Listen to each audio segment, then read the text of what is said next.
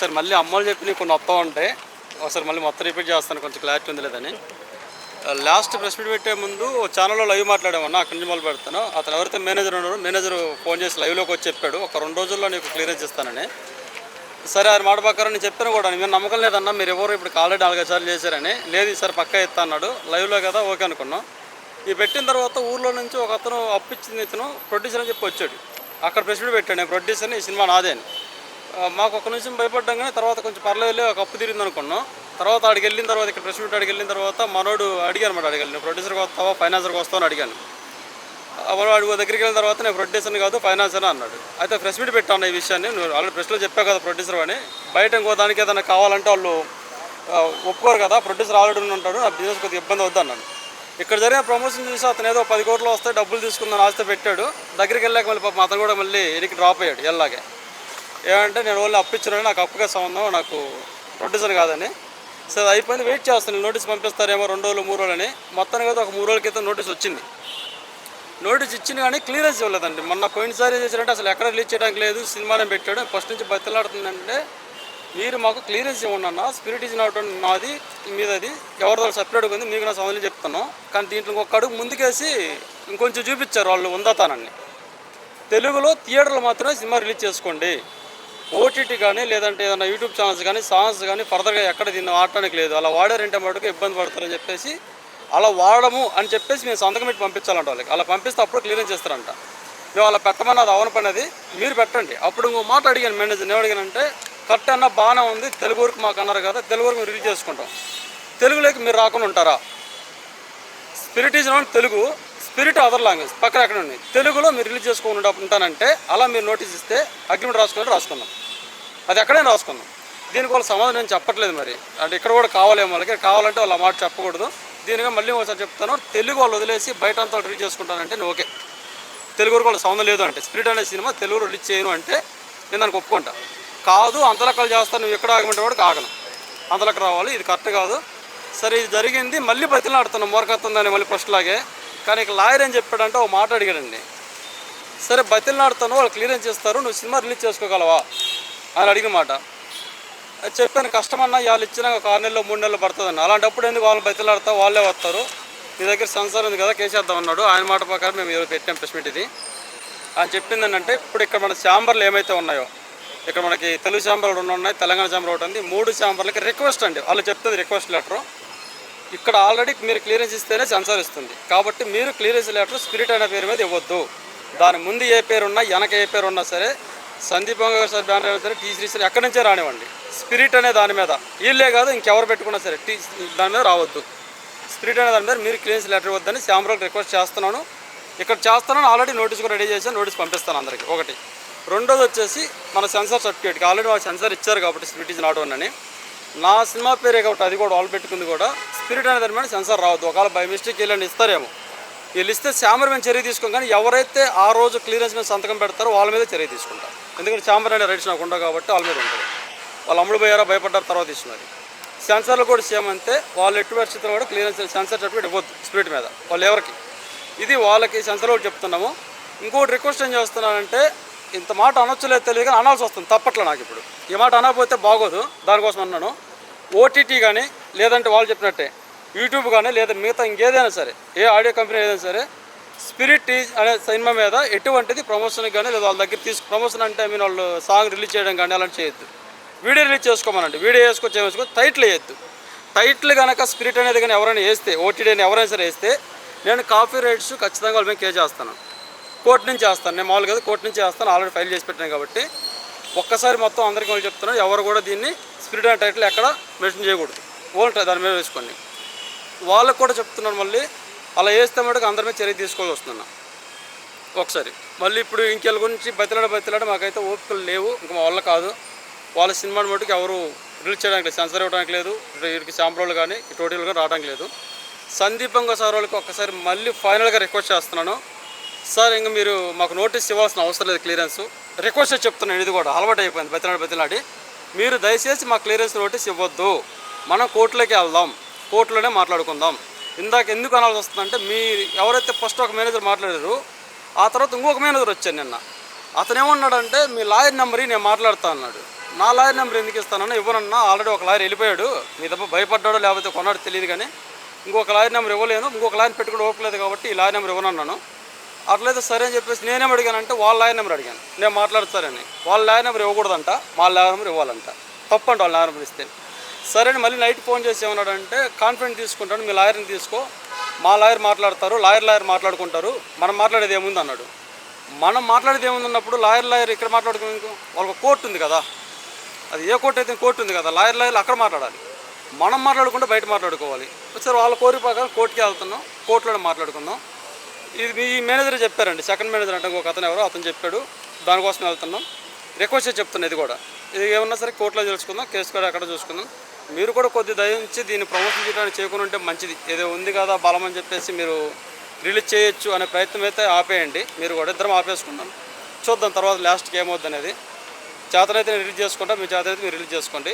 నా ప్రయత్నం నేను చేస్తాను. ఇంకా బతిలాట్లేదు సార్, బతిలాట్లేదు. కోర్టుకైతే వెళ్ళిపోదాం, కోర్టులో తెలుసుకుందాం. ఇంతో చెప్తున్నాను. ఇదేంటి దీని పేరేంటి? నోటీస్ ఇచ్చాను, రిలీజ్ చేసుకోమని. మీకు అంత దూరానికి కానతో కానరాదో కానీ వాటిదేనా తిప్పట్టుకున్నానా? కానతో కానరాదో నేను మళ్ళీ నీట్గా మీకు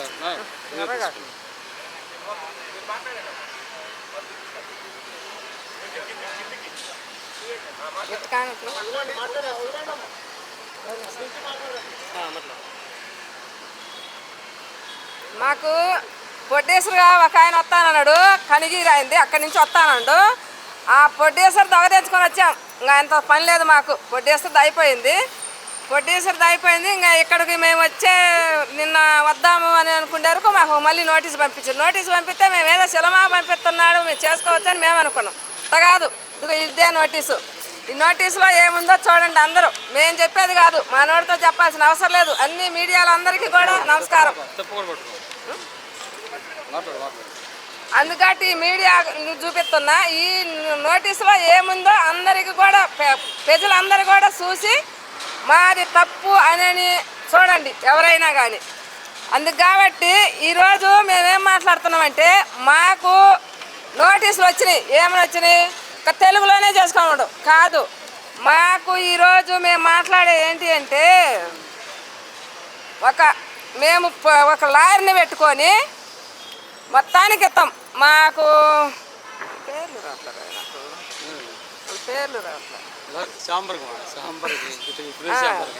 ఫిలిం ఛాంబర్కి, మరి ఇంకో సెన్సార్కి, ఫిలిం ఛాంబర్కి, మరి వీళ్ళు మేనేజర్ గారికి, గారికి,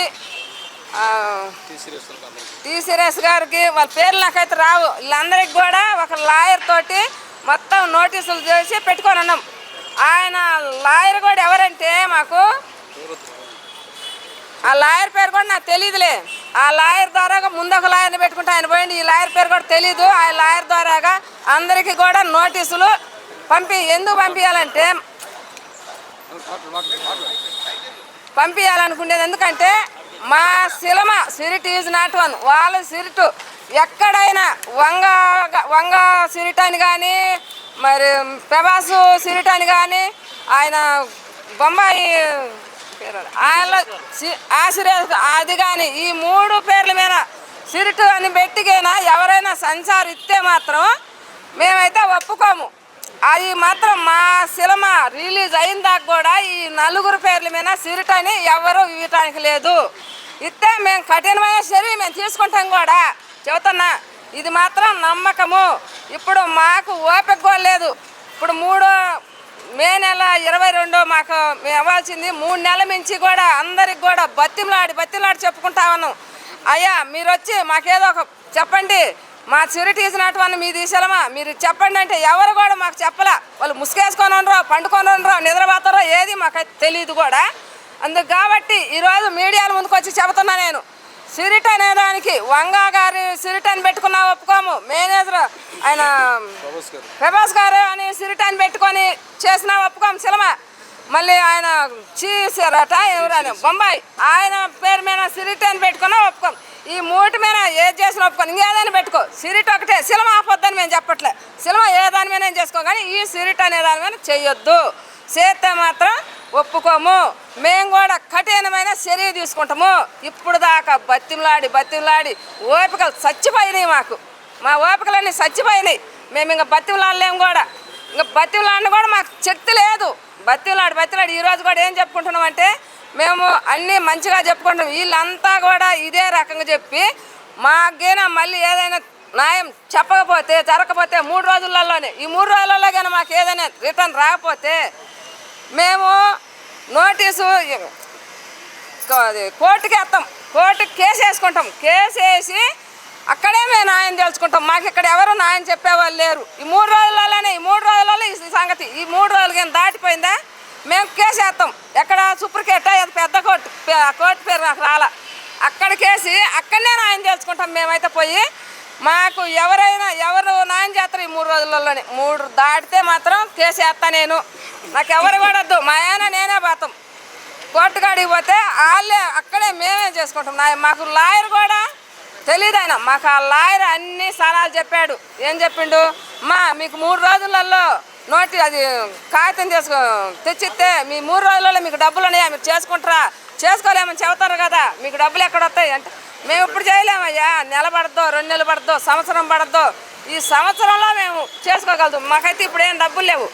3 రోజుల్లో 2 రోజుల్లో కాదు, మేము 3 నెలల నుంచి అడుగుతా ఉన్నాం ఈమని ఇలా మేము అందుకు. కాబట్టి ఈ 3 రోజుల్లో కాదు, ఈ మా శిలమ అయిందాకా వాళ్ళ శిలమ అవ్వటానికి లేదు. వాళ్ళ శిలమ ఆపటానికే చెప్తున్నాం ఈరోజు. వాళ్ళ శిలమ మా శిలమ అందాక సంవత్సరానికి అయిద్దో 6 నెలలకు అయిద్దో సంవత్సరం ఎన్నాళ్ళకి అయిద్దో నాకైతే తెలీదు. నాకు అది డబ్బులు లేవు. నేను మళ్ళీ నా ఊరు పోవాలి, రూపాయి సంపాదించుకోవాలి, నేను చేసుకోవాలి. అందుకు కాబట్టి సిరిట్ ఈజ్ నాట్ వన్ నాది. చిరిట్ అనే దాని మీద ఎవరికైనా ఒప్పుకోను. సంసార వాళ్ళకి మొత్తానికి ఈరోజు రేపు రాసి పెట్టుకున్నాను. రాసి ఇచ్చున్నాడు ఆయన లాయరు. ఈ కాగితం తీసుకుపోయి ఈ మొత్తానికి నోటీసులు పంపిస్తున్నా నేను. నోటీసులు పంపించి ఎవరైనా ఈ మొత్తం మీద సంచారం ఇచ్చినా సర్టిఫికేట్ ఇచ్చినా ఏది ఇచ్చినా కానీ నేను మాత్రం వీళ్ళందరి మీద చర్య తీసుకుంటా. ఎందుకంటే నా శిలమ అయిపోవాలి. నేను చిన్నదానైనా చిన్నోళ్ళకి ఒక న్యాయం, పెద్దోళ్ళకి ఒక న్యాయం ఎక్కడా లేదు. అందరికీ ఒకటే న్యాయం. కోర్టుకు పోతే అందరిది ఒకటే న్యాయం. ఇక్కడుంటే మాత్రం తలా ఒక న్యాయం ఉంటుంది కానీ ఆడికి పోతే అందరికి ఒకటే న్యాయం. కాబట్టి నేను మాత్రం కోర్టుకు వెళ్ళిపోతా. నాకు ఈ 3 రోజుల్లో ఇవ్వరం చెప్పాలి. నా శిలమ సిరిట్ ఈజ్ నాట్ వన్. నేను 100 సార్లు ఇదే మాట చెప్పుకుంటున్నా. నా శిలమ పేరు తెలుసు కదా, తెలిసి నాకు ఎందుకు వేసారు వీళ్ళు చిన్నోళ్ళు, వీళ్ళు ఏం చేస్తారు, వీళ్ళని కింద తొక్కేద్దామనుకోరేమో కాదు. నాకు ఎవరిచ్చినో సంచారు వాళ్ళకి ఇస్తున్నా నోటీసు. నాకు ఇది ఫిలిం శాంబ్రాలకి ఇస్తున్నా. మొత్తం ఎన్ని శాంబ్రాలని అందరికి కూడా పంపిస్తున్నా. మళ్ళీ వంగా గారికి పంపిస్తా. పేరు నాకు తీసిరేసి అంట వాళ్ళకి పంపిస్తా. ఇక్కడ ఆయన పేరు ప్రభాస్ గారికి పంపిస్తా. ఈ మొత్తానికి ఈరోజు నోటీసులు పోయి మొత్తం నేను ఇక్కడ లేదు పోయి మొత్తానికి నోటీసులు పంపిస్తా. నా శిలమ అయిందాకా వాళ్ళ శిలమ అవటానికి లేదు. ఆపాలి, ఎక్కడైనా ఆపాల్సిందే. 4 రాష్ట్రాలలో ఎక్కడే రాష్ట్రంలో ఆడినా నేను ఒప్పుకోను.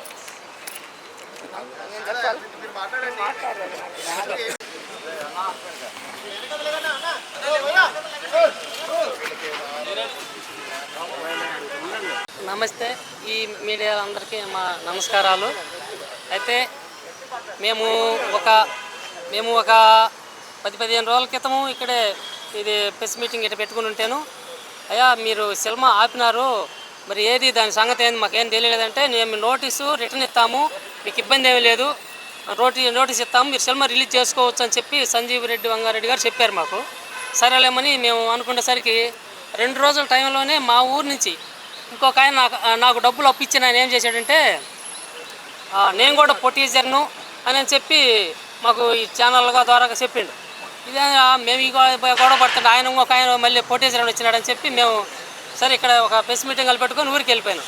ఊరికి వెళ్ళిపోయి ఆయన్ని కొంతమంది పెద్దలను పిలిపించి ఆయన ద్వారాగా కూడా కొంతమంది పెద్దలను పిలిపించి అయ్యా మరి నువ్వు పొటీజర్ అని చెప్పినావు, మేము అందుకని వచ్చినాము, నువ్వు రా బంగారమాల, నువ్వు డబ్బులు అయితే ఇచ్చి నేను కాదాల నీ డబ్బులు అయితే తీసుకున్నాను, నీ డబ్బులు తీసుకున్నావు కాబట్టి నువ్వు మళ్ళీ పొటీజర్ అని చెప్పి మమ్మల్ని ఈ ఛానల్లో పిలిపించినావు, అందుకని వచ్చినావు. బంగారమాల రా, నువ్వు పొటీజర్కి వస్తే నువ్వు పావల వంతుకు వస్తావా, లేకపోతే 10 రూపాయల వంతుకు వస్తావా, లేకపోతే 30 వంతుకు వస్తావా, ఎంతకు వచ్చినా సంతోషమే. మా సినిమా రిలీజ్ అవ్వడం గొప్పతనము, మాకు అదే సంతోషం అని చెప్పి అడిగితే నేను పొటీజర్ని గిటిజర్ని కాదు, నేను ఊరికి అట్టన్నా, నేను మీకు డబ్బులు అప్పు ఇచ్చినానే కానీ నేను పోటేశాను కాదని చెప్పి వెళ్ళిపోయాడు. ఉదయం పోయి 10 మందిని పోవడం చేసి కూర్చుంటే 11 గంటలు 12 గంటలకు వచ్చిండు. 2 మాటలు మాట్లాడి దెంకెళ్ళండు. సరే మళ్ళీ మరుసటి రోజు ఇదేదో ఒకటి తేవాలని చెప్పి మళ్ళీ పిలిపిస్తే మళ్ళీ వచ్చామంటే మీరు నాకు మీ పొటేజర్ గిటేజర్ నాకు సంబంధం లేదు, నేనైతే డబ్బులు వడ్డీకి ఇచ్చినవని మాత్రమే అని చెప్పినాడు. ఇంకా దెక్కేలాడు. ఇదే మాట మాకు చాలా మంగళ చెప్పమంటే నేను రానని చెప్పి పక్క తప్పుకొని దెక్కేలాడు. అది చూసుకొని ఇంకా తర్వాత చూద్దాం మేము సంగతి మళ్ళీ ఇక్కడ హైదరాబాద్కి రావడానికి మేము బయలుదేరదాం అనుకునేసరికి 3వ నోటీస్ పంపించారు వీళ్ళు, మన సంజీవ్ బంగారెడ్డి గారు అంటే టీ సురేష్ గారి ద్వారాగా 3వ నోటీసు మా ఊరికి పెదారకట్లకి వచ్చింది, మా ఇంటికి వచ్చింది. నేను వాటిలో ఉంటే నా కాడికి వచ్చారు. ఏమని వచ్చిందంటే, అయ్యా సినిమా రిలీజ్ చేసుకోండి, అయితే మేము పోస్టులు అతికేయం, పబ్లిసిటీ చెయ్యం, తర్వాత ఓటీటీకి అమ్మొద్దు, ఇతర ఏదన్నా బయట ఎవరన్నా అడిగినా కానీ ఎవరికి ఇవ్వద్దు, మీరు ఏదో కొన్ని నాలుగు వేసుకొని సరిపెట్టుకుంటామని వాళ్ళు పంపించిన నోటీస్ మీద మేము సంతకం చేసి వాళ్ళకి పంపిస్తే అప్పుడు దీనికి వాళ్ళు మేము ఇక్కడైనా పదాలు వేసుకోవడానికి అనుమతి ఇస్తామన్నట్టుగా వాళ్ళు నోటీస్ పంపించారు. మేము ముందు టైట్లు పోస్టులు ఇవన్నీ చేయించుకొని పర్మిషన్లు అన్నీ తీసుకొని రిలీజ్ పెట్టుకుంటే ఆయన ఈ మధ్యలో ఈయన ఆర్డర్లు వేయటం ఏంది? ఆయన సినిమా కాదు కదా, ఇది మా సినిమా, మా రూపాయి ఖర్చు పెట్టుకొని తీసుకున్న సినిమా. లెక్క ప్రకారము అసలు అడ్డం రాకూడదు. అది ఏమన్నామంటే రండి కూర్చుందా రండి, మీరు రాలేకపోతే మీ గుమస్తాలను పంపించండి, కూర్చొని 10 మందిని కూర్చోబెట్టి మాట్లాడదాం, సినిమా మీదే మాదే తేల్చుకుందాం, ముందు తేల్చుకున్న తర్వాత మీదైతేనేమో మేము పక్క వదులకు దెంకెళ్తాం, సరే మాదంటే మాత్రం మా జోలు మీరు రావద్దు, ఆ కాలు కాడ్చుకుంటామో 10 కాడ్చుకోవడం 100 కాడ్చుకుంటామో నీకు అనవసరం, నువ్వు మా దాన్ని ఆపడానికి నీకేమున్నది, నీకేమన్నా అవకాశాలు మీకేమన్నా మా దాన్ని ఆపడానికి నువ్వేమి మాకేమన్నా పెట్టుబడి పెట్టినోడు కాదు, పైన ఏమన్నా తీసుకుంటామయ్యా సినిమాని మిమ్మల్ని అడిగితే మీరేమన్నా మాకు పర్మిషన్ ఇచ్చినోళ్ళు కాదు, మాకు ఛాంబర్ వాళ్ళు పర్మిషన్ ఇచ్చారు, సెన్సార్ సర్టిఫికేట్ మాకు వచ్చింది, అన్నీ కావాల్సిన మెటీరియల్ గవర్నమెంట్ ద్వారా పొందాల్సిన పొంది మేము సినిమా రిలీజ్ చేసుకుంటుంటే మీరు చేయొద్దని వాళ్ళు అనడానికి వాళ్ళకి ఏంది? మేము చిన్న సినిమాలు చేసిన వాళ్ళు మేము మా ఇంట్లో అంటే చిన్న సినిమాలు చేసి ఎవరు రావద్దు బయటకి. ఆయనదేమో సిరిట్, మాదేమో సిరిట్ ఈజ్ నాట్ వన్. అయితే ఆ సినిమా ఏమో పోలీసులు గీలుసులు ఉంటారు, మా సినిమాలు దెయ్యాలు దేవుళ్ళు ఉంటారు. ఆ సినిమాకి మా సినిమాకి సంబంధం లేదు. ఒకవేళ అనాలనుకుంటే ఈ మాట ఏమనాలంటే మాకు సెన్సార్ సర్టిఫికేట్ ఇచ్చింది కాబట్టి ఈ సిరిట్ అనే సినిమా మీరు చేయొద్దు, మీరు ఆపండి, మాకు ఇచ్చిన తర్వాత మీకు ఎట్టిస్తారు ఆ విషయం మనకు అడిగిపోయి తేల్చుకుందామని చెప్పి మేము ఇవ్వాలి నోటీసు. పెద్దవాళ్ళతో పని అందులో వాళ్ళ సినిమాలు చేసుకుంటారు, మాకెందుకు మా దారి మేము బాతుంటే పోయినంతలోకి పుల్లతో పొడిచి మమ్మల్ని ఎక్కడ ఏం చేసుకోనియకుండా సినిమా రిలీజ్ చేసుకోకుండా 2 నెలల నుంచి అన్ని ఛానళ్ళకు దండాలు దశకలు పెట్టి చదువుతుంటే మీ ద్వారాగా ఈ తెలుస్తుంది కానీ వాళ్ళకి వీటికి రావడానికి పెద్ద కష్టమైపోయింది. లేకపోతే వాళ్ళు గుమ్మస్థానం పంపి మనం కూర్చొని మాట్లాడదాం, మాదా ముందు తెలుసుకున్న తర్వాతనే వాళ్ళు మాదైతే మేము మాదంటే అయితే మీ పక్క తొలగండి, మీదైతే మేము ఇంటికి దగ్గరికి వెళ్తామని కూడా చదువుతున్నాం కదా, దేనికి రాకుండా వాళ్ళు దొంగతనంగా అంటే ఏమో నాకు అర్థం కాలేదు. కానీ ఇట్లాంటి సినిమాలు చేయొద్దని ఒక మాట కానీ పెట్టి 2 ఛాంబరాలు, చిన్న సినిమాలకు ఒక ఛాంబరు, పెద్ద సినిమాలకు ఒక ఛాంబర్ పెట్టుకోవడం బెటరు. ఇట్లా చేసి మమ్మల్ని పర్మిషన్ ఇచ్చినాక అన్నీ రెడీ చేసుకున్న తర్వాత రిలీజ్ చేసుకుంటూ ఆపడం కరెక్ట్ కాదు. దీని మీద మేము ఎంతవరకు వెళ్ళాలనేది మాకు మా లాయర్ ద్వారా సలహా తీసుకున్నాం. అంతకుముందు ఒక లాయర్ని పెట్టుకున్నాం, ఆ లాయర్ని జంప్ చేయించారు, ఆయన వేయించారో తెలియదు, ఆయనకి ఏదైనా ప్రాబ్లమైందో తెలియదు. ఫస్ట్ నోటీస్ పంపించినాక 2వ నోటీస్కి ఆయన సంబంధం లేకుండా పోయింది. ఇంకేదైనా చెప్పుంటే మమ్మల్ని ఏం చేస్తారో, లేకపోతే మేము పెట్టుకుని లాయర్ని ఏం చేస్తారో, లేకపోతే ఎవరైనా సపోర్ట్ చేసిన వాళ్ళు ఏమంటారో అని రావడానికి కూడా అందరూ భయపడతారు. మీ ఛానల్ తప్ప ఎవరు మేము సపోర్ట్ చేయడం లేదు. ఎవరన్నా ఒకవేళ వాళ్ళు మాట్లాడాలని వస్తే సాయంత్రానికి వాళ్ళకి ఏదైనా ప్రాబ్లం అవుతుందని చెప్పి ఎవరు కూడా సపోర్ట్ రావడం లేదు పెద్దగా. అందుకని ఈ సినిమా మాది రిలీజ్ చేసుకోనికపోతే మా సినిమా అయినంత వరకు వాళ్ళ సినిమా అవడానికి లేదు, అది పెద్దదా చిన్నదా మాకు సంబంధం లేదు. నాకు సర్టిఫికేట్ ఉంది, మీకేమైనా ఉంటే తీసుకొచ్చి చూపించండి, లేదంటే మాత్రం మేము చేసే పని మేము ఖచ్చితంగా చేస్తాం. ఇంకా మమ్మల్ని ఎంతకంటే ఏం చేయలేరు. అన్నీ ఒకదించుకున్నాం, అన్నీ పోయినాయి. ఊర్లో కూడా అప్పులో ఏమంటారంటే మీరు ఏదో నాటకం ఆడుతున్నారు అన్నారు. ఈ నోటీసు కూడా తెగపోయి మళ్ళీ నిన్న వచ్చిన నోటీసును కేఎన్ఆర్ అని మా అయ్యవారు ఒకడు ఉండు, ఆయన కాడిపోయి సార్ మరి ఏదో నోటీస్ వచ్చిన ఇంగ్లీష్ చదవమంటే ఇంకా మీ సినిమా రిలీజ్ అవ్వడానికి లేదంటాయి అని 10 మంది ఇతరులకు పెద్దగా చదివిండు, ఒకదైపోయింది.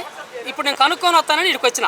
ఇప్పుడైతే మాత్రం మా సినిమా రిలీజ్ అయ్యేంతవరకు నెలకు కానీ 2 నెలలకు కానీ 10 రోజులకు కానీ మా సినిమా అయ్యేంతవరకు వాళ్ళ సినిమా రిలీజ్ అయితే మాత్రం మేము గట్టిగా మన ఛాంబర్ వాళ్ళు మాకు ఇచ్చిన పవర్ ద్వారాగా గట్టిగా అడ్డపడతాం. అది మాది.